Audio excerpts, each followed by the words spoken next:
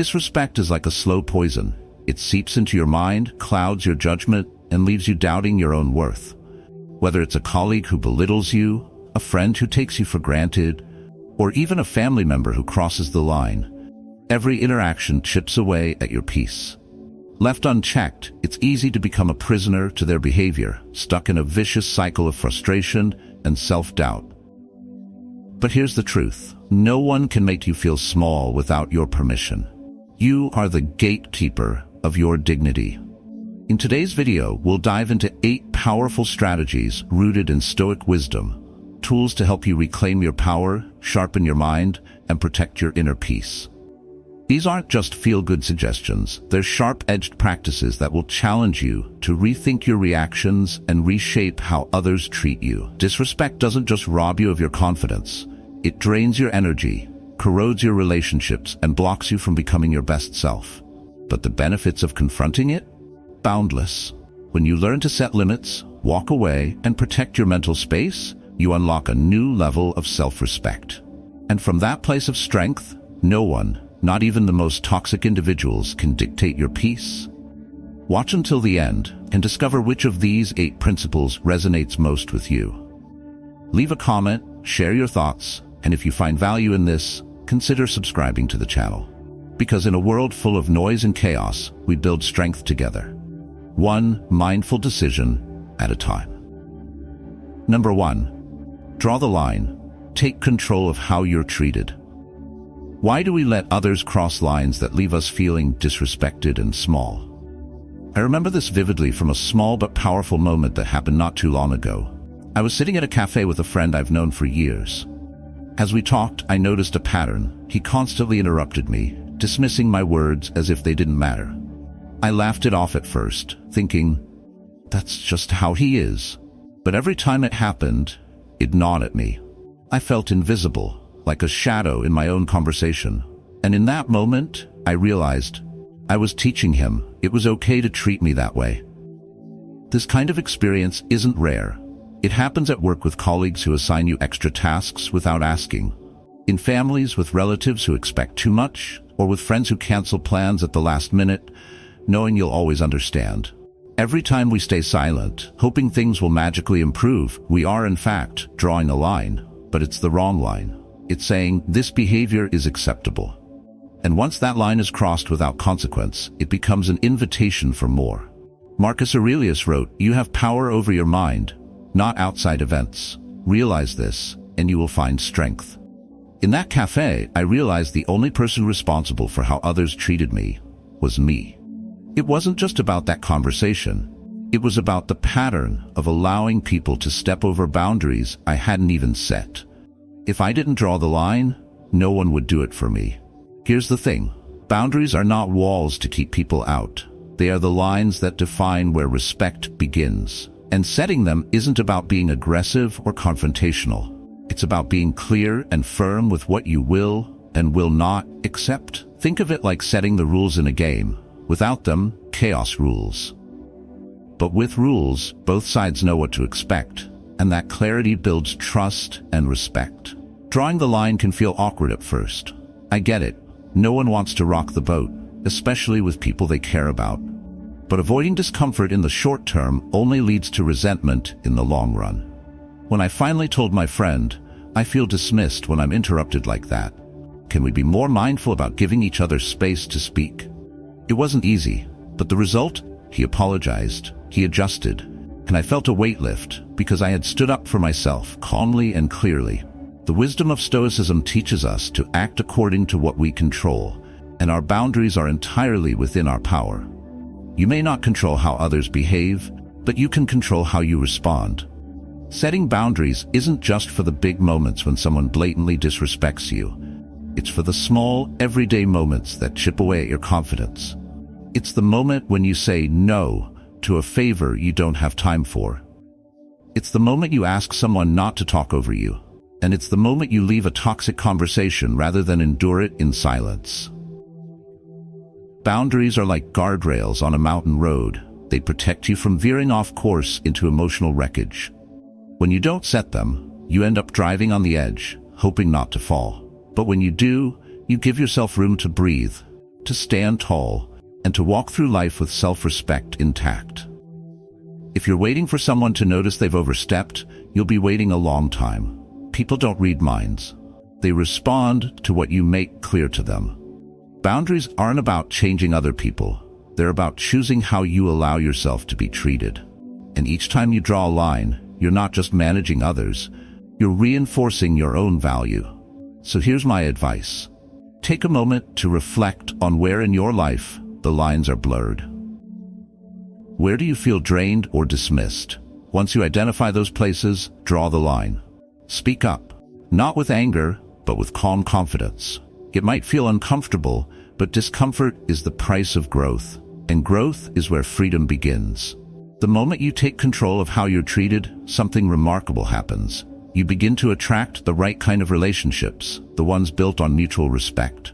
And those who refuse to respect your boundaries, they'll either adjust or drift away, clearing space for those who truly belong in your life. So draw the line, reclaim your power, and watch as the world begins to treat you with the respect you've always deserved. Number 2, stop the game. Don't fall into power struggles. How much more grievous are the consequences of anger than the causes of it? Marcus Aurelius. Why do we so often feel the urge to react when someone disrespects us? Imagine this. You're at a family gathering and your cousin, who always seems to have the last word, starts making snide remarks about your career. Still at the same job, huh? I thought you'd be further along by now. You feel a knot tighten in your chest. The room grows quieter as others notice the tension building. In that moment, your instinct screams to fire back, defend yourself, prove him wrong. But what would that really achieve? Would it restore your dignity, or would it simply pull you deeper into his game? This is the essence of a power struggle, when someone provokes you, hoping you'll react emotionally, giving them the upper hand.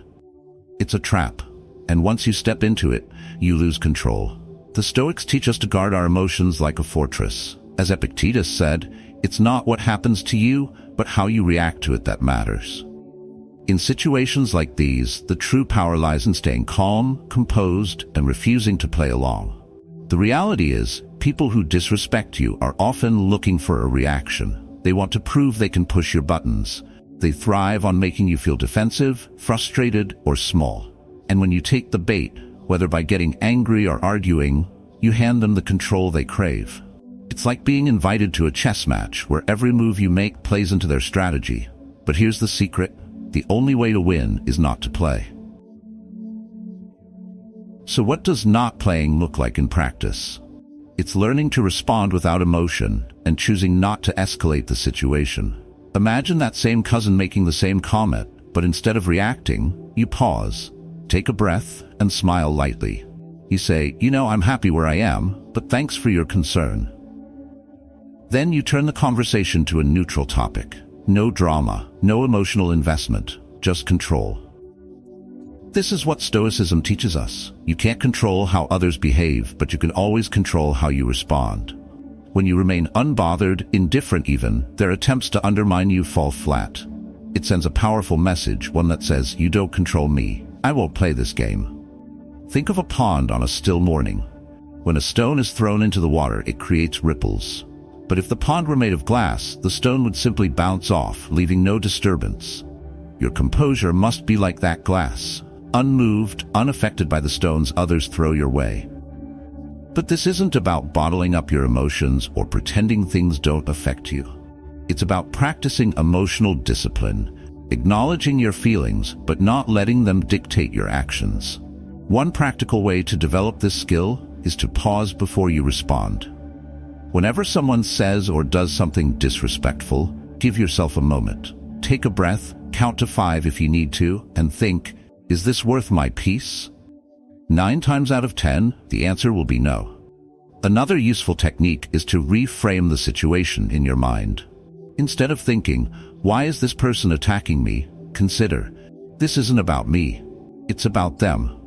Often, people act out of their own insecurities or frustrations. When you understand that their disrespect has more to do with them than with you, it becomes much easier to detach emotionally and respond with grace. At times, disengaging might also mean physically walking away. If a conversation turns toxic, politely excuse yourself. You don't need to explain or justify. Your silence is explanation enough. Walking away isn't a sign of weakness, it's a declaration of strength. You are not obligated to entertain disrespect. Remember, power struggles are like quicksand. The harder you struggle, the deeper you sink. But by staying calm and refusing to engage, you not only protect your dignity, but you also show others that you are not easily provoked or controlled. This is real power, the kind that comes from within, not from winning petty arguments. In the end, refusing to engage in power struggles is an act of self-respect. It's a way of saying, I value my peace more than proving a point. And as you practice this discipline, you'll notice something remarkable. The people who once thrived on provoking you will either change their behavior or fade away. Either way, you win, not by defeating them, but by mastering yourself. So next time someone tries to draw you into a power struggle, remember, the strongest move is often no move at all. Breathe, reframe, walk away if needed, and know that every time you choose peace over conflict, you reclaim a little more of your power. Number 3, protect your space. Limit contact with toxic people. How much of your life will you give away to people who drain your spirit? Imagine a situation where someone close to you, perhaps an old friend, has become more of a burden than a joy. At first, you didn't see the signs. The criticisms were subtle, masked as jokes, and their constant need for attention was something you chalked up to quirks. But slowly, it began to wear on you. Every interaction left you feeling drained, like someone had pulled the plug on your energy. A story from a blog on toxic friendships tells of a young woman whose friendship started in childhood, but, over time, turned into a toxic dynamic. Her friend not only undermined her confidence, but also manipulated her relationships with others, isolating her from potential new friends. When she finally limited contact, it felt like she was reclaiming her freedom and peace. These experiences are common, and they serve as a reminder. The people we allow into our space have a profound impact on our mental and emotional well-being. The Stoic philosopher Epictetus teaches us that we cannot control the actions of others, only our responses. In practical terms, this means limiting exposure to toxic people isn't selfish, it's self-preservation. Every encounter with negativity is like carrying a backpack filled with stones. The more you carry, the heavier life feels. But when you limit the time and energy you spend with those who bring you down, it's like dropping those stones, one by one. So how do you apply this principle? Start by recognizing the impact that toxic interactions have on you. Pay attention to patterns. How do you feel after spending time with certain people? If they leave you feeling anxious, stressed, or diminished, it's time to set boundaries. You don't need to announce your withdrawal dramatically. Quietly scale back interactions. Respond less, politely decline invitations, and reduce the emotional investment you place in these relationships. Use what the Stoics call preparatory discipline. Before meeting someone toxic, prepare yourself mentally. Visualize their negative behavior and practice staying composed and indifferent, like water flowing around a stone. The goal isn't to change them, but to prevent them from affecting you. Protecting your space might mean saying no more often. It might mean choosing not to attend a gathering or stepping away from conversations that drain you. As hard as it may feel, walking away from toxic dynamics, whether it's an old friendship, a colleague, or even a family member, is sometimes necessary for your well-being. Ultimately, the time you free up from toxic interactions is time you can invest in positive relationships and self-care. Surround yourself with those who uplift and support you, creating a personal environment that nurtures your growth and peace. Remember, you are the gatekeeper of your mental and emotional space. By limiting contact with those who don't respect you, you regain control of your life and energy, paving the way for a lighter, freer existence. Number 4. Silence speaks louder. Use it to your advantage. Have you ever found yourself in the middle of a heated argument, only to realize later that saying nothing would have been the wiser move? Picture this.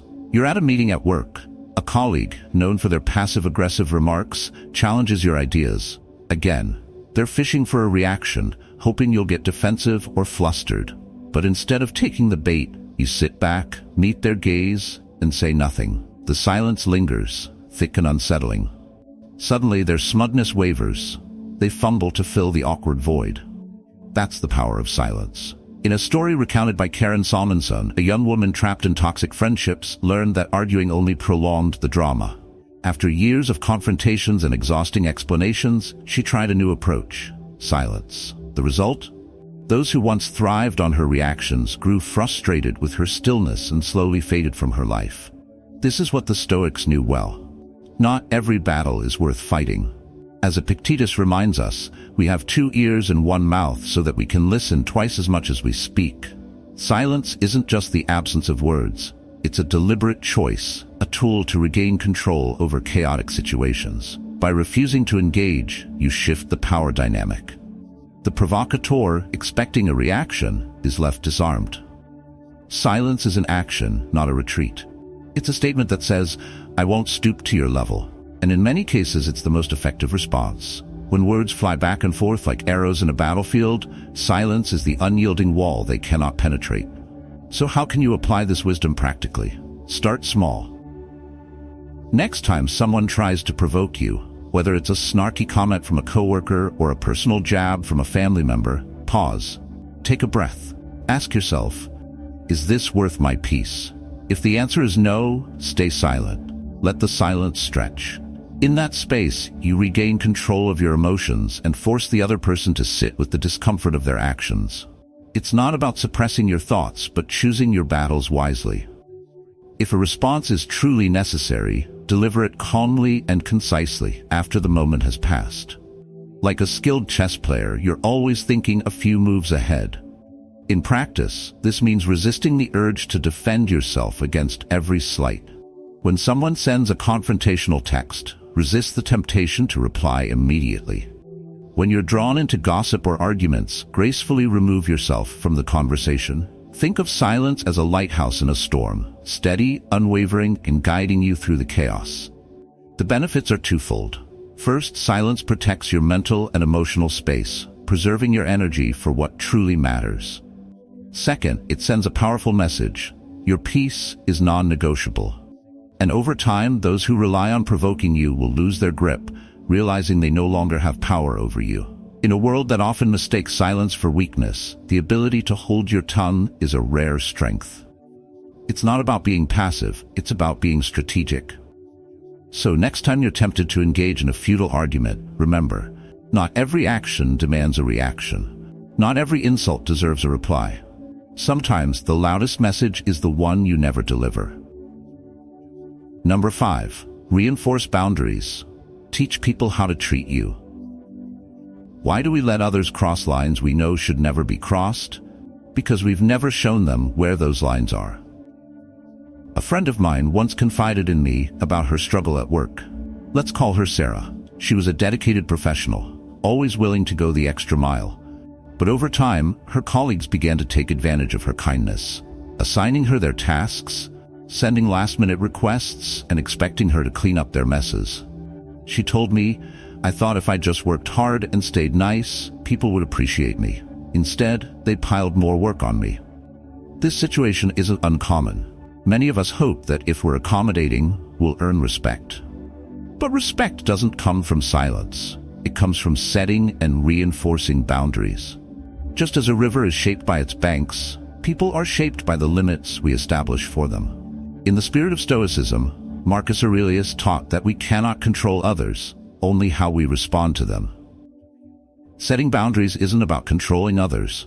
It's about clearly showing them how you expect to be treated. Without boundaries, people will act according to their interests, often at your expense.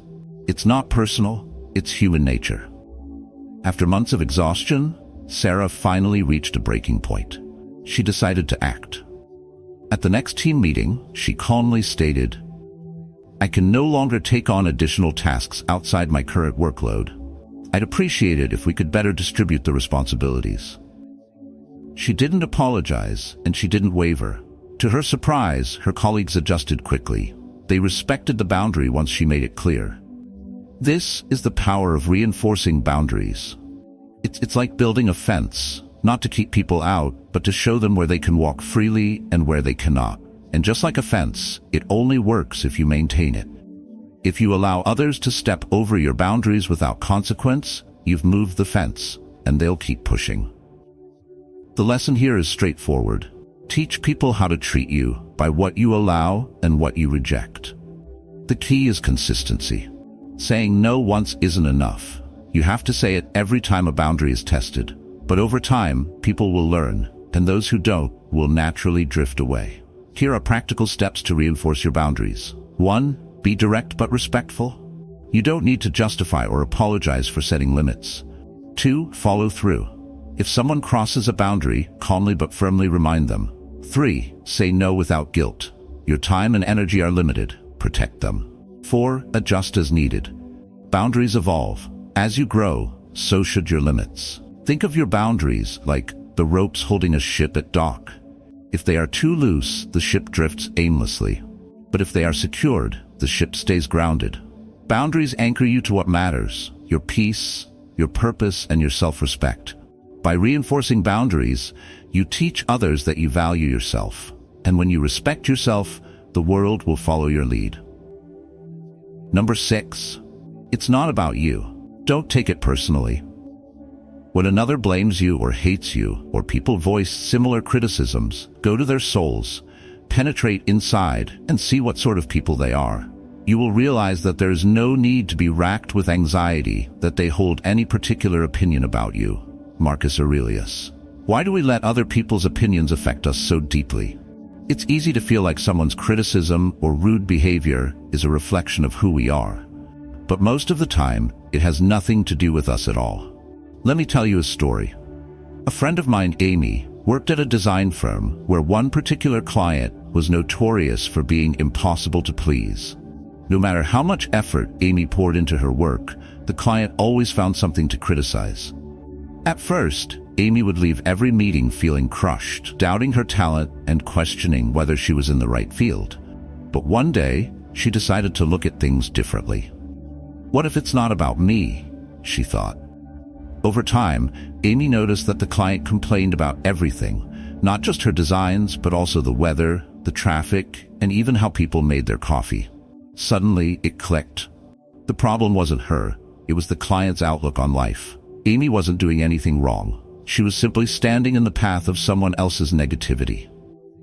This is a critical lesson that Stoicism teaches us. People's behavior is a reflection of their inner world, not a judgment of our worth. Epictetus said, "What disturbs men are not things, but the opinions they form about things." In other words, the things people say to you aren't about you. They're about the lens through which they view the world. So how do we apply this practically? First, when someone criticizes or disrespects you, pause before reacting. Instead of asking, "What did I do wrong?" ask, "What's going on in their world that makes them act this way?" This small shift in perspective can change everything. It allows you to detach emotionally and protect your peace. Next, practice emotional distancing. Imagine that the criticism or insult is like a wave crashing onto the shore. If you stand rigid, the wave will knock you over. But if you stay loose and let it wash past you, it leaves no lasting effect. Not everything deserves a response, and often the best reaction is no reaction at all. Amy stopped taking the client's feedback personally and instead focused on doing her best work. When criticism came her way, she acknowledged it without attaching her self-worth to it. And over time, the client's behavior bothered her less and less. She became like a tree in the wind, swaying with the breeze but never uprooted. Here's a practical exercise. The next time someone's words sting, write them down. Then ask yourself, if this same thing were said to someone else, would I view it differently? Often, this simple practice will reveal how much of our hurt is self-imposed. We assume every slight is personal, when in reality, it's not. Remember, you are not the center of other people's worlds.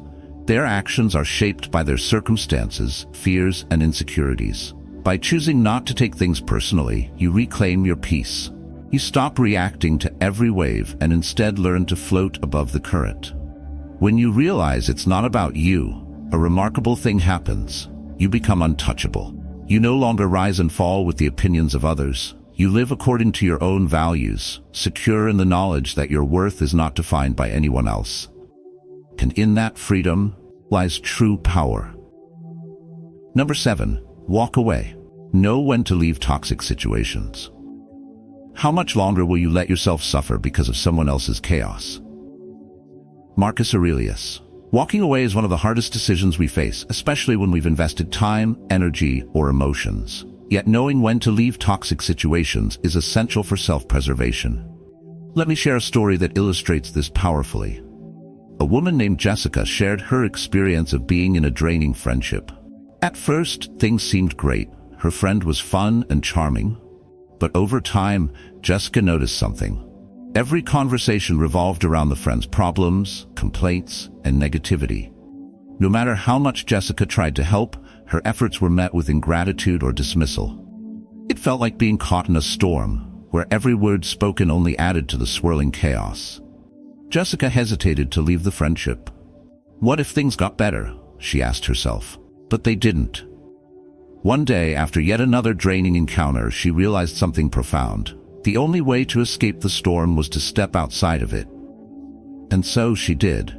She distanced herself, first emotionally, then physically.